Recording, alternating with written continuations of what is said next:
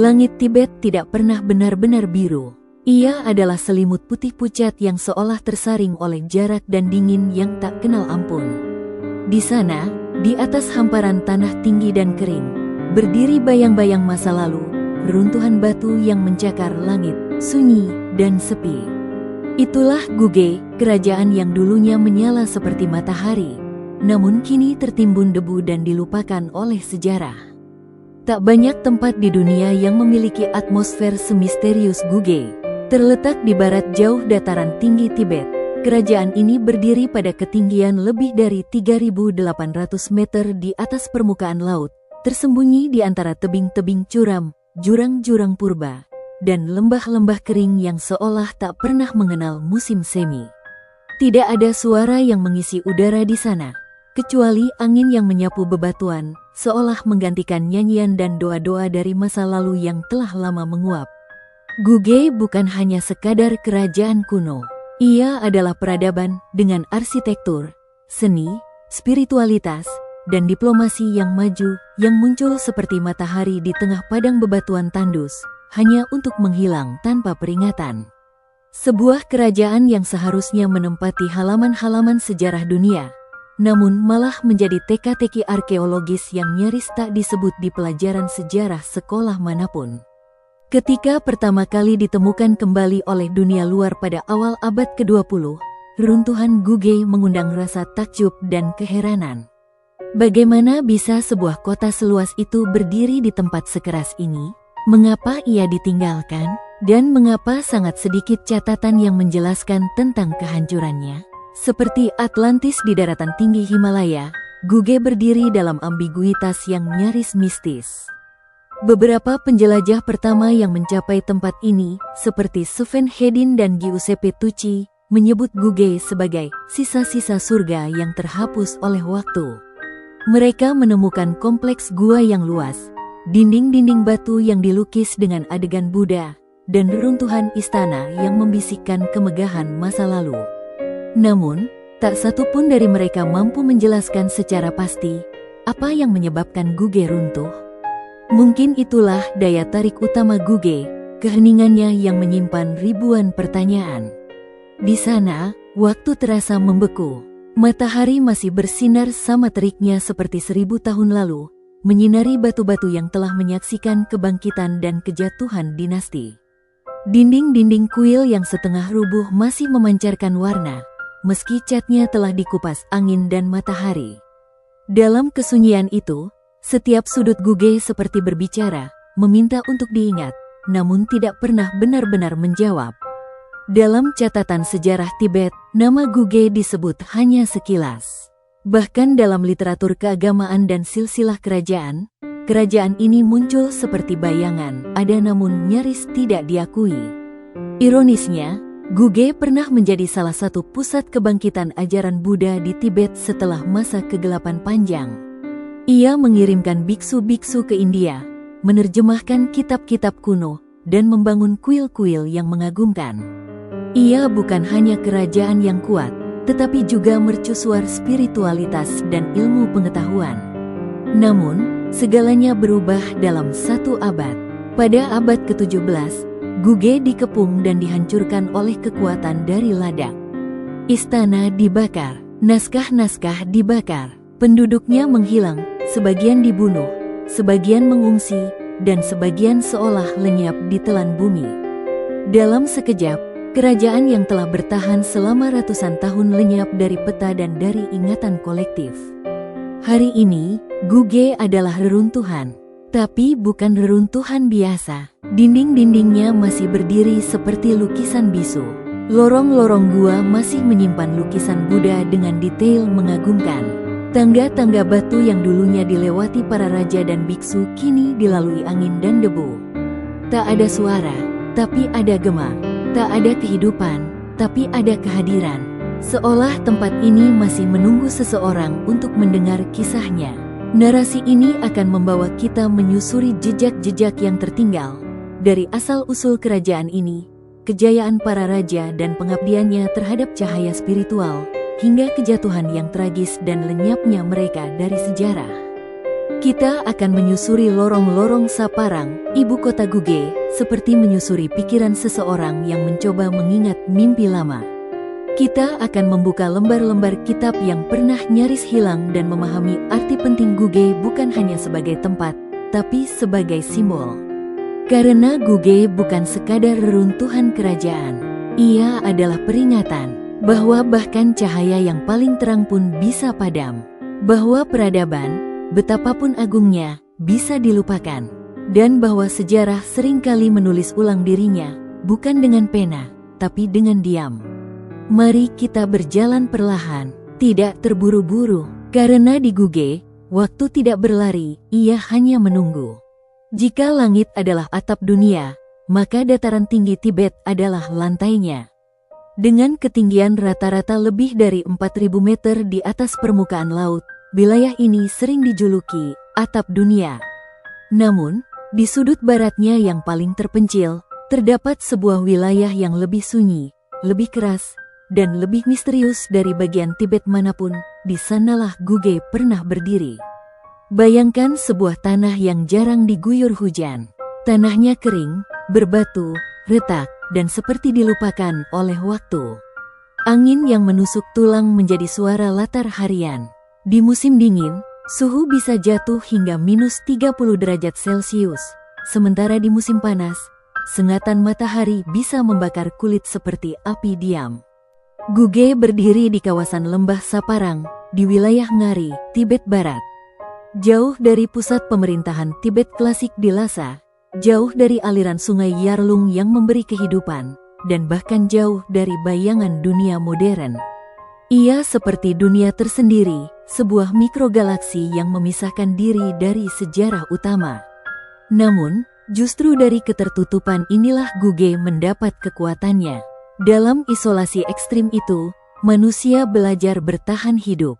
Mereka menggali terasering di lereng-lereng terjal, menyulap tanah kering menjadi ladang gandum dan jelai. Mereka menciptakan sistem irigasi sederhana dari lelehan salju. Mereka membangun rumah-rumah dari tanah liat yang mampu menahan hawa dingin. Mereka membentuk komunitas yang rapat, terikat oleh keyakinan spiritual dan loyalitas terhadap raja-raja mereka. Tidak mudah hidup di sini. Setiap makanan, air, dan bahan bangunan harus diperoleh dari usaha keras. Namun dalam kekerasan itu tumbuh daya juang, dan dalam daya juang tumbuh peradaban. Untuk mencapai Guge, bahkan hingga hari ini, bukanlah perkara mudah. Dari Lhasa, ibu kota Tibet, butuh lebih dari seminggu perjalanan darat melewati dataran tinggi, melintasi gunung-gunung yang tertutup salju abadi, menyeberangi sungai-sungai beku, dan menghadapi medan curam yang bisa membuat mobil berhenti di tengah jalan. Namun rute berat inilah yang dulu digunakan oleh para biksu, pedagang, bahkan utusan kerajaan. Jalan ini adalah jalur sutra spiritual, menghubungkan Tibet dengan India, Nepal, dan Kashmir. Dari sini pula ajaran Buddha pernah merambat ke dataran tinggi, dan dari sinilah manuskrip-manuskrip suci diangkut satu persatu oleh para biksu yang mempertaruhkan nyawa di tengah badai dan longsor. Guge adalah titik temu antara kesunyian dan pergerakan. Meski terpencil, ia tidak pernah sepenuhnya terputus. Karena di balik segala isolasi itu, Guge menjadi pintu gerbang barat Tibet, tempat segala sesuatu yang berasal dari India dan Asia Selatan pertama kali mendarat sebelum menjalar ke tengah Tibet. Dari kejauhan, kompleks Guge tampak seperti benteng alam. Tebing-tebing yang menjulang tinggi tampak tak bisa ditembus. Jalan masuk ke pusat kerajaan dibatasi oleh jurang dan ngarai. Struktur geografisnya mirip sarang lebah, penuh lubang, gua, celah, dan lorong-lorong alami yang dimanfaatkan sebagai tempat ibadah, penyimpanan makanan, bahkan persembunyian. Bangunan utama Guge berdiri di atas bukit batu yang menjulang, ibu kota Saparang. Dari puncaknya, pandangan bisa menjangkau puluhan kilometer ke segala arah. Hal ini bukan hanya memberikan keuntungan militer, tetapi juga spiritual. Setiap pagi, matahari pertama yang menyentuh daratan Tibet selalu menyinari puncak istana Guge terlebih dahulu. Disinilah makna kerajaan matahari mendapatkan kekuatannya, bukan sekadar sebutan puitis, tapi representasi harfiah dari letak dan simbolisme kerajaan itu. Cahaya pertama yang menyentuh bumi seolah memberi restu pada Guge setiap hari. Suku-suku yang menghuni wilayah Guge bukanlah manusia biasa. Mereka memiliki tubuh yang terbiasa hidup dalam kadar oksigen rendah. Kulit mereka terbakar matahari, kasar, tapi kuat. Tradisi mereka mencerminkan percampuran budaya Tibet kuno dan pengaruh India Utara, terlihat dalam bahasa, seni, dan cara mereka berdoa. Di lembah-lembah kecil, komunitas agraris kecil membentuk jantung ekonomi Guge. Masyarakat menggiling gandum, menenun pakaian dari wolyak, dan memelihara kambing gunung sebagai sumber daging dan susu. Tidak ada kemewahan dalam arti duniawi. Namun, di balik kehidupan keras itu, tersembunyi rasa puas dan spiritualitas yang dalam. Mereka tahu bahwa mereka hidup dekat dengan langit secara harfiah dan rohani. Hubungan antara rakyat dan penguasa Guge bukan hanya hubungan kekuasaan, melainkan juga hubungan simbolik. Raja dianggap sebagai pelindung dharma, perpanjangan tangan ajaran Buddha di dunia. Itulah mengapa setiap pembangunan, perang, bahkan panen, selalu didahului dengan ritual dan meditasi. Sejarah Guge bermula dari kekacauan. Ketika Kekaisaran Tibet runtuh pada abad ke-9, setelah wafatnya Raja Langdharma yang anti-Buddha, wilayah Tibet terpecah-pecah menjadi kerajaan kecil yang saling bersaing. Salah satu keturunan kerajaan Tibet, Yesheo, melarikan diri ke barat dan mendirikan kerajaan baru di wilayah Ngari, yang kelak menjadi Guge. Yesheo bukan hanya seorang raja. Ia adalah tokoh spiritual, seorang visioner yang melihat bahwa kebangkitan Tibet hanya bisa terjadi melalui cahaya ajaran Buddha. Maka Guge dibangun bukan sekadar sebagai pusat kekuasaan, tetapi juga sebagai pusat pembelajaran, pencerahan, dan persebaran ajaran spiritual. Dan karena ia lahir dari kehancuran, Guge memahami nilai ketahanan. Ia tumbuh bukan dari kelimpahan, melainkan dari kekurangan. Justru dari tanah tandus dan terpencil itulah muncul peradaban yang memancarkan cahaya ke seluruh Tibet. Guge bukan negeri dongeng, ia nyata, tapi keberadaannya seperti dongeng yang tertinggal, terlalu megah untuk dipercaya, terlalu sunyi untuk didengar. Ia membuktikan bahwa bahkan di tanah yang paling tidak bersahabat, peradaban bisa tumbuh jika dipandu oleh iman, ketekunan, dan keberanian untuk bermimpi. Untuk memahami pentingnya Guge dalam sejarah spiritual Tibet, kita harus kembali ke abad ke-9, masa ketika Kekaisaran Tibet runtuh dalam konflik internal yang meluluh lantakkan hampir seluruh tatanan politik dan religius. Saat itu, Raja Langdharma, yang dikenal karena kebijakan anti-Buddhanya, memerintahkan penutupan vihara, pembakaran kitab-kitab suci, dan pengusiran para biksu. Dalam sejarah Tibet, masa ini dikenang sebagai zaman kegelapan. Ajaran Buddha yang telah berakar kuat sejak abad ke-7 perlahan-lahan padam. Banyak kuil dihancurkan. Para pengikut Buddha terpaksa melarikan diri ke daerah-daerah terpencil atau menanggalkan identitas spiritual mereka. Dan seperti lilin yang padam dalam badai, cahaya Dharma nyaris menghilang dari bumi Tibet.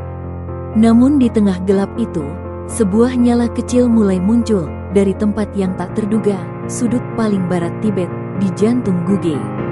Yesheo, raja dan sang penyambung cahaya, adalah Yesheo, keturunan dari dinasti Yarlung yang legendaris, yang kelak menjadi pondasi bagi kebangkitan Buddha di Tibet. Ia bukan hanya raja, tetapi juga seorang mahapandita, raja yang mengabdikan hidupnya untuk pemulihan spiritual bangsanya. Melihat kehancuran spiritual yang terjadi pasca Langdharma, Yesheo menyadari bahwa kebangkitan Tibet tidak akan terjadi melalui kekuatan militer atau politik, tetapi melalui penyembuhan jiwa rakyatnya. Maka ia memilih jalan berbeda, mengirim utusan ke India dan Kashmir, pusat pengetahuan Buddha pada masa itu, untuk mencari kembali cahaya yang telah padam. Ia memulai proyek besar, menerjemahkan ulang kitab-kitab suci yang hilang, membangun kuil-kuil, dan mendirikan sekolah spiritual di lembah Guge. Ia ingin menjadikan Guge bukan hanya benteng kerajaan, tetapi pusat pembelajaran dan meditasi, sebuah universitas spiritual di atas awan. Namun pencapaian terbesarnya adalah satu nama, Rinchen Zampo. Rinchen Zampo, 958-1055, adalah biksu agung yang dikirim oleh Yeshao ke India untuk mempelajari ajaran Buddha secara mendalam. Ia tinggal di biara-biara Kashmir selama bertahun-tahun, belajar langsung dari para guru besar seperti Atisa. Ketika kembali ke Tibet, ia tidak hanya membawa kitab, tetapi juga pengetahuan, semangat, dan kebijaksanaan dari tanah India.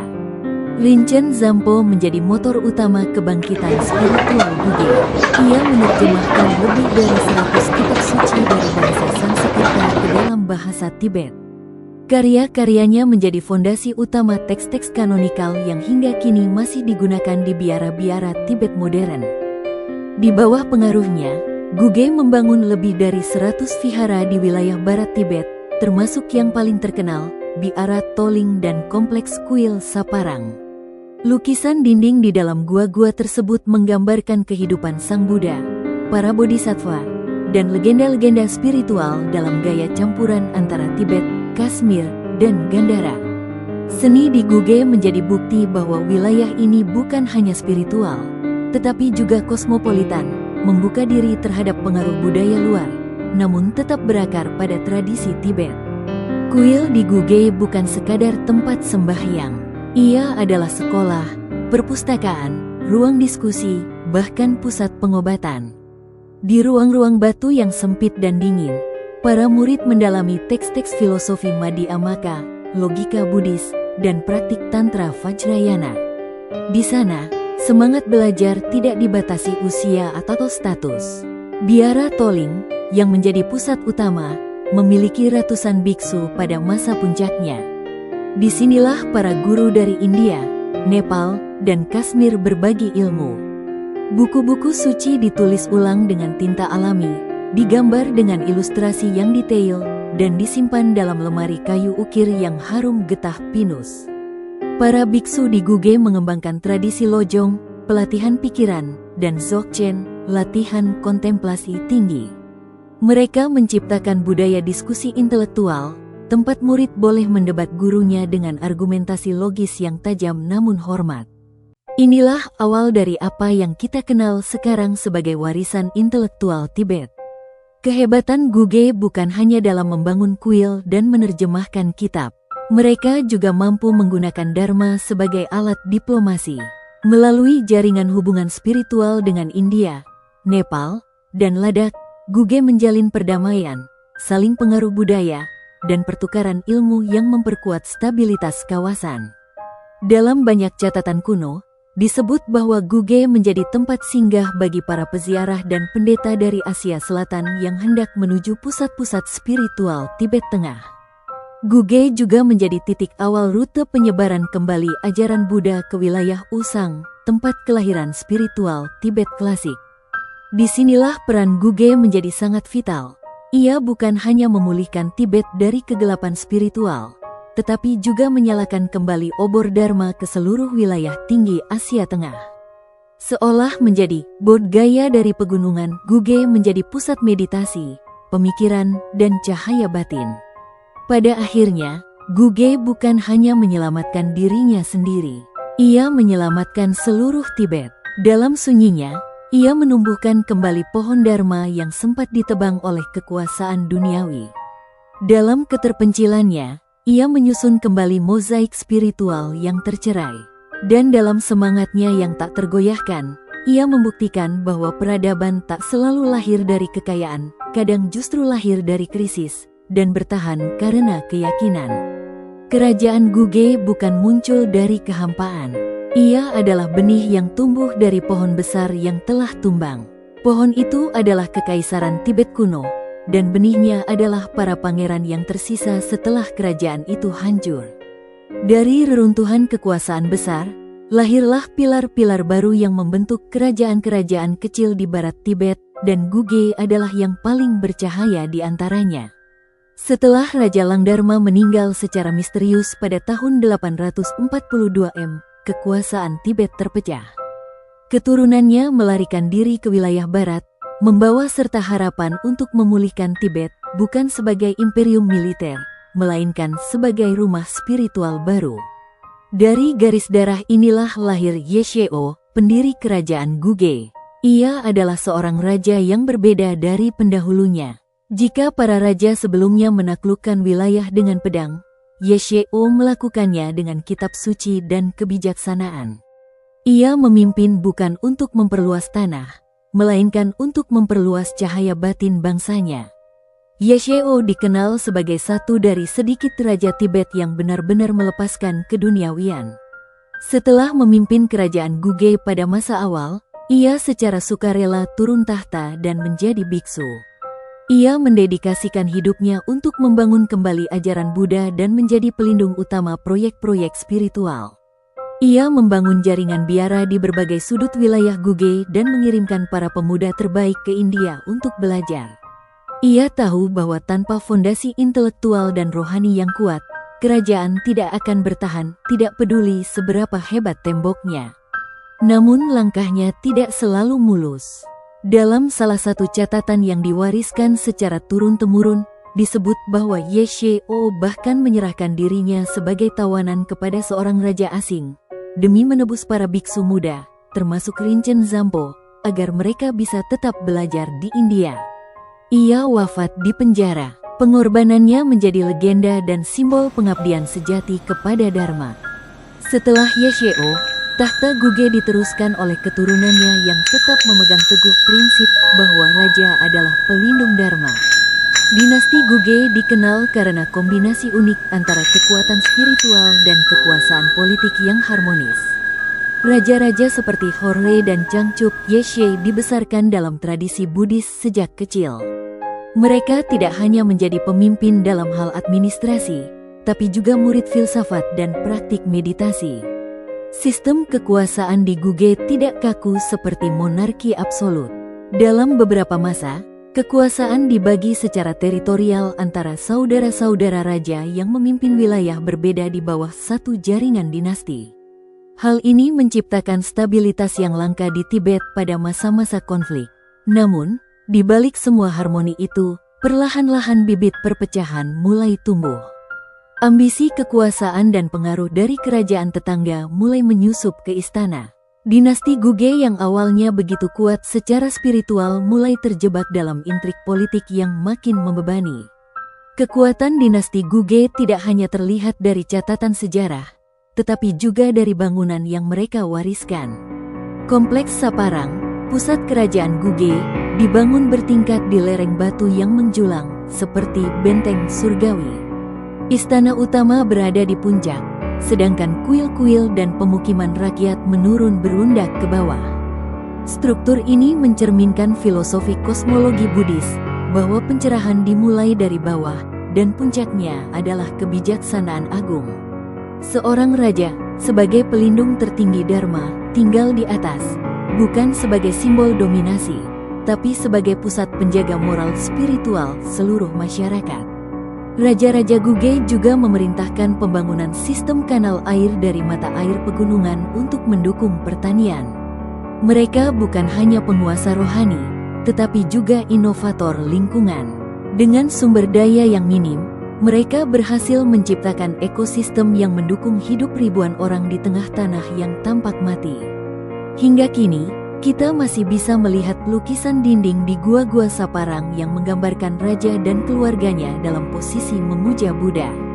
Mereka tidak digambarkan dalam kemegahan kekuasaan seperti raja-raja India atau Tiongkok.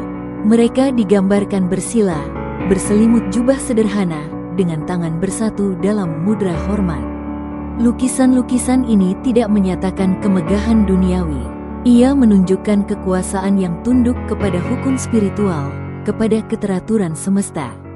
Ia mencerminkan filosofi politik Guge yang unik, raja sebagai penjaga moral, bukan penguasa mutlak. Namun sejarah tidak pernah linear. Ketika kekuatan dinasti makin melemah oleh tekanan eksternal dan perpecahan internal, nilai-nilai luhur itu mulai terkikis.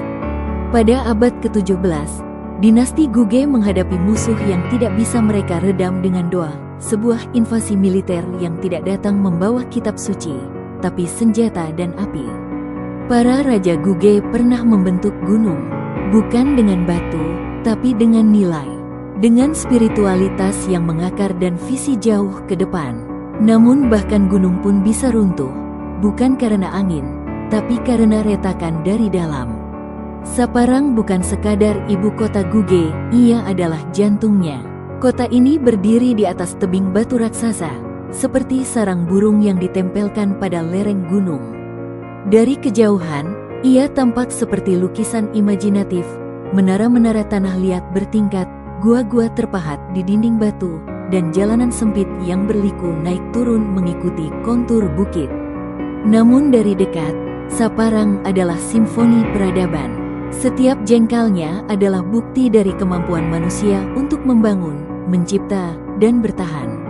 Kota ini bukan hanya pusat politik, tetapi juga pusat seni, spiritualitas, dan intelektualitas yang menyaingi kota-kota besar di dataran rendah. Tak heran jika para penjelajah seperti Giuseppe Tucci menyebut Saparang sebagai kota suci yang membatu, namun bernapas. Di Saparang, bangunan tidak dibuat untuk menyombongkan diri, melainkan untuk bertahan. Struktur utamanya terbuat dari campuran tanah liat, jerami, dan kerikil yang diperkuat, bahan sederhana yang justru tahan terhadap cuaca ekstrim dan gempa bumi. Rumah-rumah rakyat tersebar di lereng bawah, sementara biara dan istana berdiri di tingkat tertinggi, menghadap ke lembah yang luas. Gua-gua yang dipahat di dinding bukit dijadikan ruang meditasi, tempat tinggal para biksu, ruang penyimpanan kitab, dan kadang sebagai makam spiritual. Dinding-dinding gua ini dihiasi lukisan Buddha dalam berbagai wujud, dari Buddha Sakyamuni hingga Avalokiteshvara yang beribu tangan. Warna-warnanya, merah oker, emas, biru langit, dan hitam, meski telah pudar, masih memancarkan keagungan hingga hari ini. Setiap sudut kota dirancang untuk mengingatkan penghuninya pada nilai tertinggi, ketenangan, kebijaksanaan, dan pengabdian. Meski terpencil dan dikelilingi batu, Saparang bukan kota mati. Pada masa kejayaannya, kota ini dipenuhi aktivitas, pasar yang menjual garam, jelai, kain wol, dan peralatan logam, para biksu yang berdiskusi di halaman kuil, anak-anak yang bermain sambil menghafal mantra, dan para petani yang membawa hasil panen dari ladang bawah lembah. Ekonomi Guge sangat bergantung pada perdagangan jalur barat. Garam dari danau-danau Tibet, hasil wol dari yak, dan hasil kerajinan lokal diperdagangkan dengan rempah, logam, dan kain dari Kashmir dan Ladakh. Hubungan diplomatik dan pernikahan antar kerajaan juga memperkuat pertukaran budaya dan ekonomi. Kehidupan masyarakat Guge tidak mewah, tapi teratur.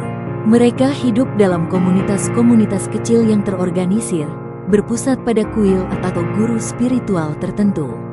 Struktur sosial sangat dipengaruhi oleh kedekatan terhadap nilai-nilai Buddha, penghormatan pada orang tua, kehidupan sederhana, dan kemurahan hati menjadi landasan sosial utama. Kuil-kuil agung dan simfoni visual. 4 kuil utama di Saparang adalah inti dari spiritualitas Guge. Lahang Marpo, kuil merah. Kuil ini dihiasi lukisan tantra, visualisasi dewa-dewa meditasi dalam posisi duduk, menari, atau bersatu. Warna merahnya menyimbolkan transformasi kekuatan duniawi menjadi spiritual.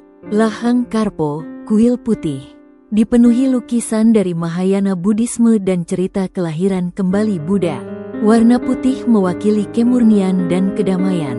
Kuil Vajradhatu, dihiasi dengan mandala dan struktur meditasi dalam rupa geometris, menunjukkan jalur menuju pencerahan melalui kontemplasi. Kuil Taraf, didedikasikan untuk Dewi Welas Asih, Taraf. Lukisan taraf hijau dan taraf putih memenuhi dinding-dindingnya, melambangkan perlindungan dan kebijaksanaan feminin.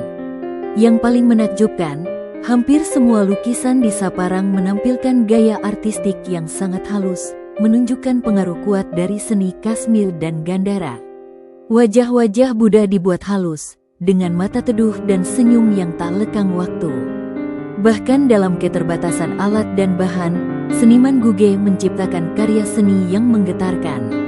Guge melalui Saparang tidak hanya menyebarkan Buddha ke seluruh Tibet, tetapi juga menjadi contoh diplomasi berbasis spiritualitas. Ketika kerajaan-kerajaan tetangga saling berperang untuk wilayah, Guge memilih memperkuat hubungan melalui pernikahan antar keluarga kerajaan, pertukaran biksu, dan pertukaran kitab suci. Saparang juga kerap menjadi tempat singgah para biksu kelana dari India dan Nepal. Mereka mengajarkan ilmu logika, tata bahasa Sanskerta, bahkan astrologi, sebelum melanjutkan perjalanan mereka ke Lhasa atau Samye. Dengan kata lain, Guge melalui Saparang menjadi jembatan budaya antara Tibet, India, dan Asia Tengah. Namun kejayaan selalu punya batas. Di puncak ketenangan, terkadang lahir keretakan yang tak terlihat. Sebagian generasi penerus dinasti Guge mulai kehilangan arah. Ketergantungan pada spiritualitas perlahan digantikan oleh politik dan ambisi. Keseimbangan antara biara dan istana terganggu. Di sisi lain, kerajaan tetangga seperti Ladakh mulai tumbuh dan memperluas pengaruhnya. Saparang, dengan segala kejayaannya, menjadi incaran. Kota suci di langit itu, tanpa disadari, berada dalam bahaya. Namun saat itu, tak seorang pun melihatnya sebagai ancaman. Saparang adalah monumen peradaban, dibangun bukan oleh keserakahan, tetapi oleh keyakinan. Ia membuktikan bahwa keindahan tidak selalu lahir dari kelimpahan, tetapi justru dari kekosongan yang diberi makna. Namun di balik semua kedamaian itu, badai mulai mendekat. Sejarah seringkali mencatat kejatuhan kerajaan besar dengan gemuruh, perang berdarah, revolusi, atau bencana alam.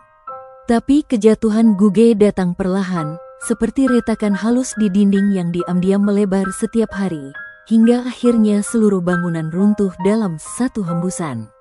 Guge bukan kerajaan yang ambisius secara militer. Ia membentengi dirinya dengan spiritualitas dan diplomasi. Namun, justru karena itu, ia menjadi rapuh terhadap kekuatan eksternal yang tidak bermain dengan aturan yang sama. Ketika Guge mencapai puncak kejayaannya, musuh sudah mengintai dari luar, dan pengkhianatan telah tumbuh dari dalam. Di sebelah barat Guge, kerajaan Ladakh di bawah kekuasaan Raja Sengge Namgyal sedang tumbuh menjadi kekuatan regional baru. Ladakh adalah kerajaan militer yang kuat, berakar pada budaya Buddhis Tibet, tetapi juga agresif dalam memperluas wilayahnya. Ladakh melihat Guge sebagai sasaran empuk, kaya akan manuskrip suci, reruntuhan arsitektur yang bernilai tinggi, dan memiliki posisi strategis di jalur perdagangan ke Kashmir dan Asia Tengah. Yang lebih penting, Guge lemah secara militer, dan sangat percaya bahwa perjanjian damai akan melindungi mereka selamanya.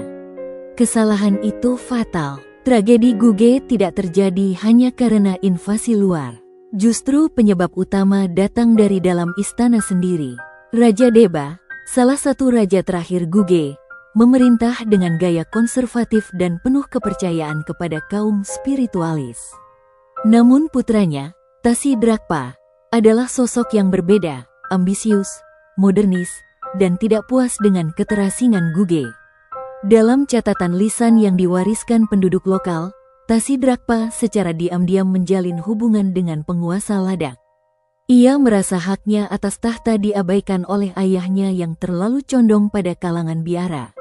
Ia pun mengundang kekuatan Ladakh untuk membantunya merebut kembali apa yang seharusnya menjadi miliknya. Apa yang terjadi kemudian bukan sekadar perebutan kekuasaan, tetapi awal kehancuran total.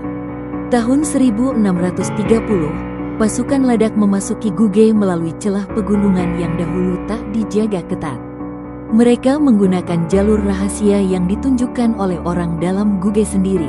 Dalam waktu singkat, pasukan Ladakh mengepung Saparang, ibu kota yang dulu tampak tak tertembus. Karena tidak memiliki kekuatan militer yang cukup, Guge tidak mampu mempertahankan kotanya. Raja Deba ditangkap, istana dijarah, dan kuil-kuil dibakar. Naskah-naskah suci yang telah dikumpulkan selama berabad-abad dilempar ke jurang, terbakar, atau dicuri. Yang lebih tragis, rakyat yang tidak melawan justru menjadi korban. Mereka dijadikan tawanan, sebagian dijual, sebagian dibunuh. Para biksu yang tersisa diseret ke pengadilan militer Ladakh, dan banyak yang dibunuh di depan umum sebagai musuh agama. Setelah invasi Ladakh, Guge tidak pernah pulih. Dinastinya hancur, Saparang menjadi kota mati. Para guru spiritual yang dulu menjadi cahaya bagi seluruh Tibet Barat dibungkam secara literal dan simbolik.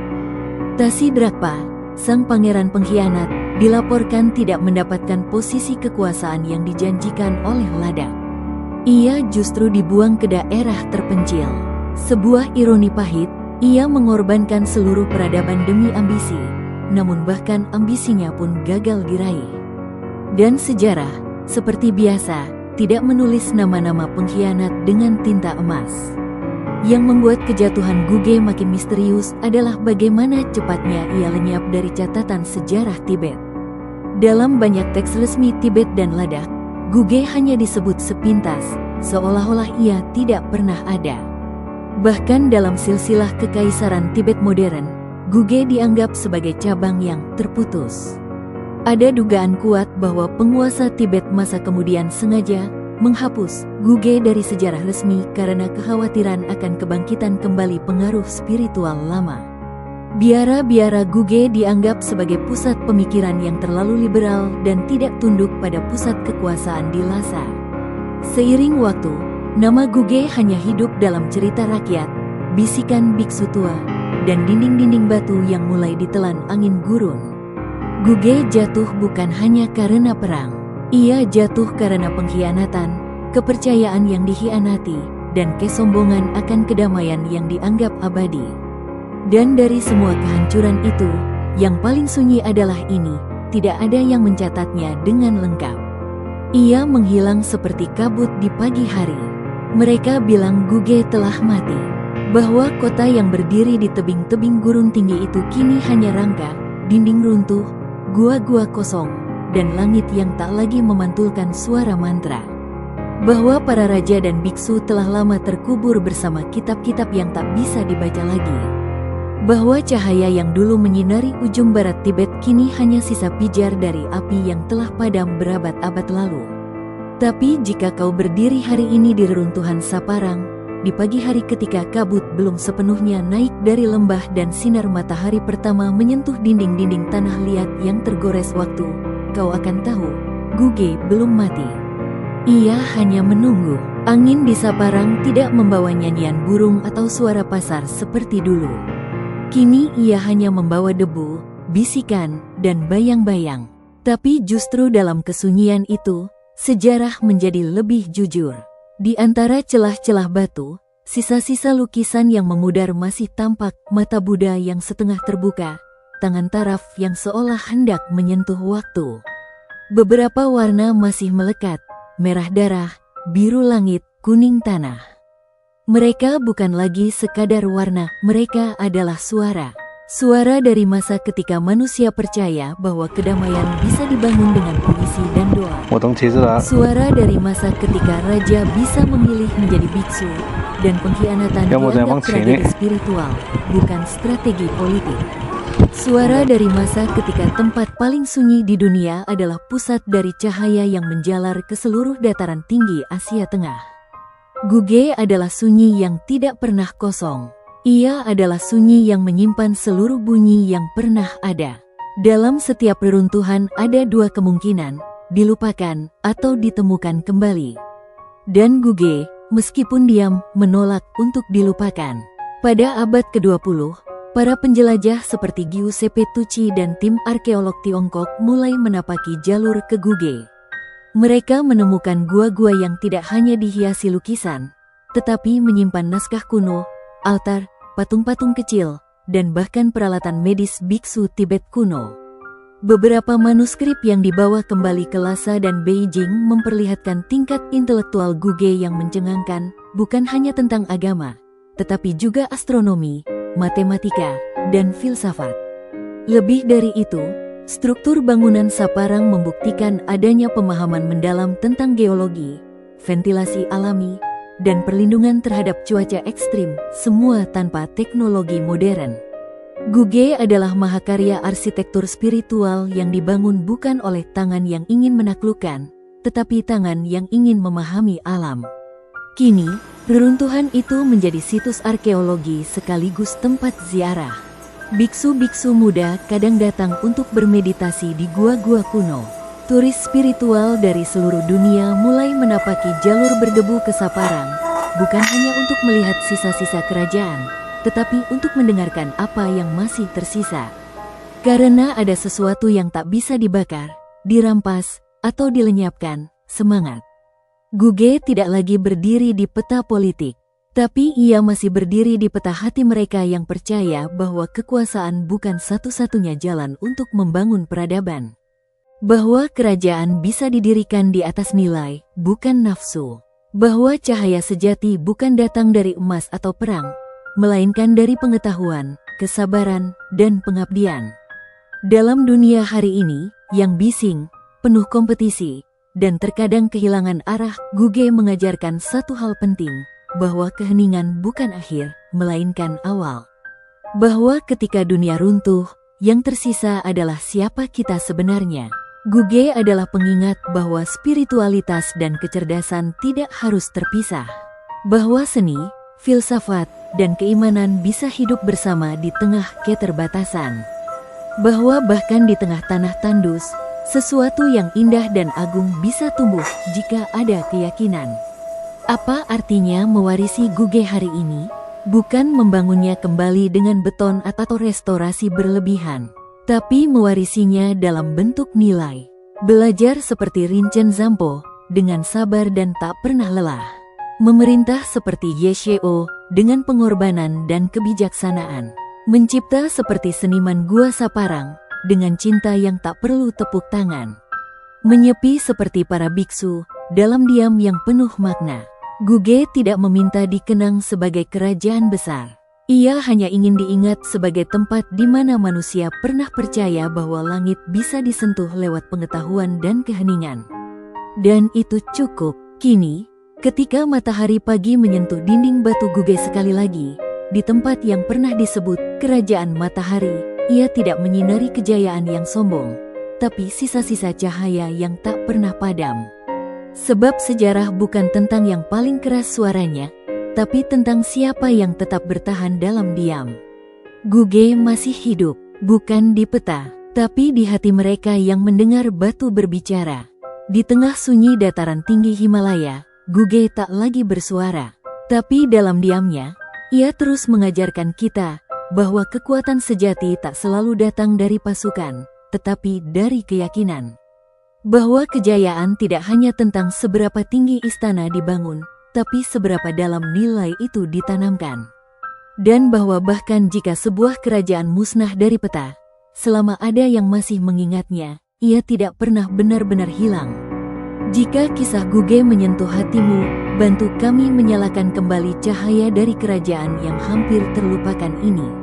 Klik like untuk mendukung dokumentasi sejarah yang sunyi seperti ini. Bagikan video ini agar lebih banyak orang tahu bahwa di balik debu dan batu, pernah ada peradaban agung yang hidup dari kesunyian. Dan jika kamu ingin terus menjelajah kisah-kisah tersembunyi dari sudut dunia yang terlupakan, jangan lupa subscribe, nyalakan loncengnya, dan biarkan kami jadi pemandu dalam perjalanan spiritual dan sejarahmu berikutnya.